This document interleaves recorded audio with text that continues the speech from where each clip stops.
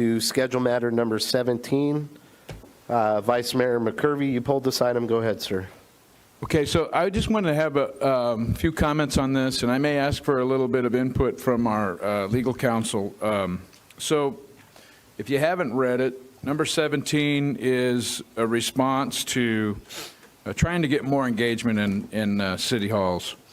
And it means that we would bring back, we're going to be forced by the state, again, forced by the state to do some sort of electronic meetings. So we'll comply, but I want to make a couple of comments on that. So in here, there's a disruption. Could you maybe explain for the audience to help us understand what happens if there's a problem with the remote participation and what could happen?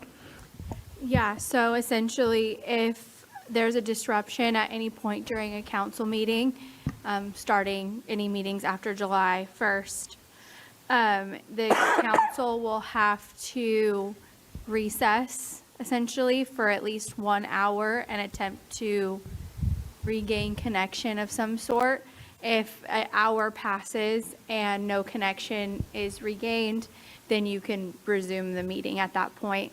It does, the SB 707, which is the bill that is requiring this, does allow council to go into closed session at that time. So that way, if you have closed session matters that you haven't handled yet, you can at least not just sit around for an hour, but otherwise you cannot conduct any business during that hour.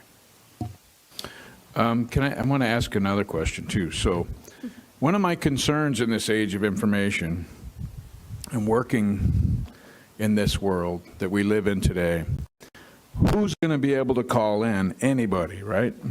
Correct. Is there any sort of filtering that we could do as far as, I know it's voluntary, but we could ask that people identify themselves and get their address on the record, but they can refuse to provide that, and so we could have Chinese spies dialing in, right? That's correct. I'm sorry. I mean, I'd say it sounds kind of funny, right? I do it for a soundbite there because it's kind of shockingly true.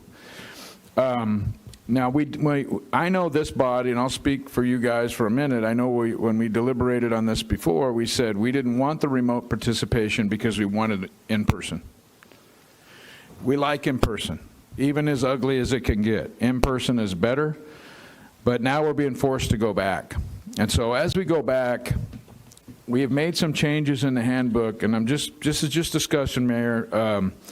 Like, for example, when you look at tonight's agenda, we added council comments, and we now are able to engage a little bit more succinctly, and we got some council comments at the beginning to talk about the things we've been engaging.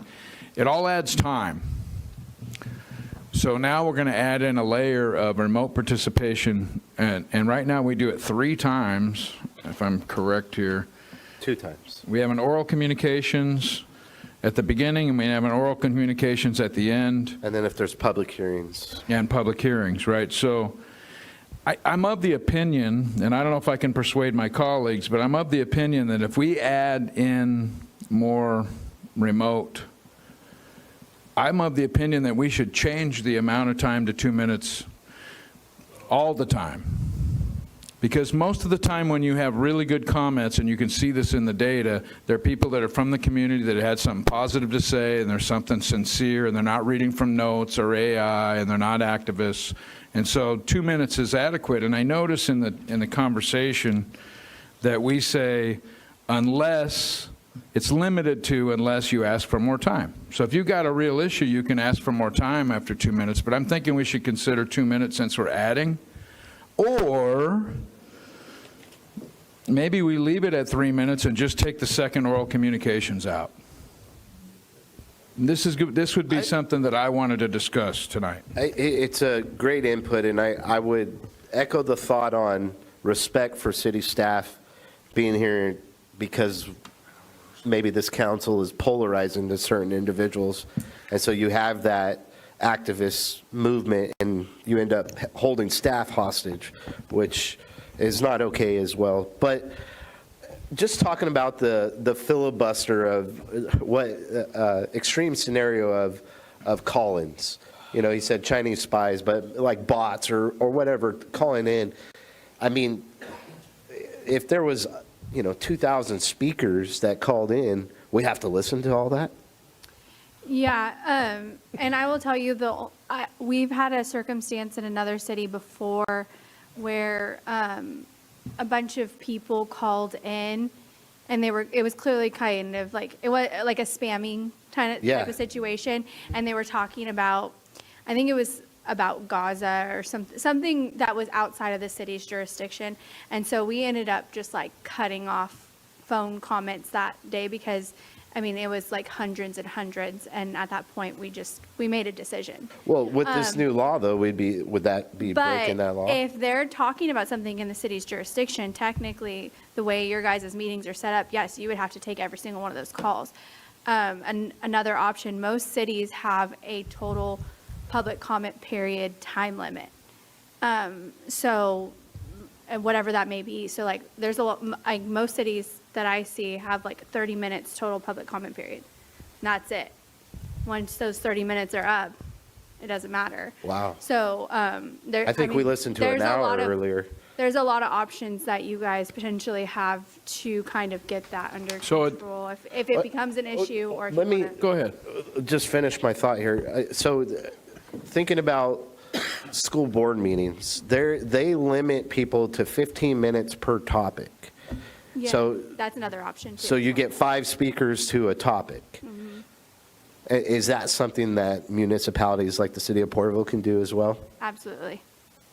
So like what I see a lot too is they'll, a lot of cities too will send, if you have a comment on a specific item, they'll send that comment to the time of that item, and they'll put a time limit on that item's discussion as well as the total general public comment period.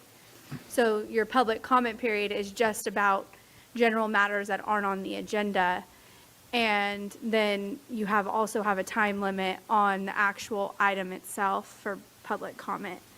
And that could help as well. I think it would be helpful I think it would be productive if maybe we brought like a discussion item back Yeah. to council, and they can kind of and I can, draft a staff report with like some of the options, and you guys can give direction on how you might want to amend, if at all, your agenda. I like all those options, and we won't be able to implement it before the next meeting, obviously, but Yeah.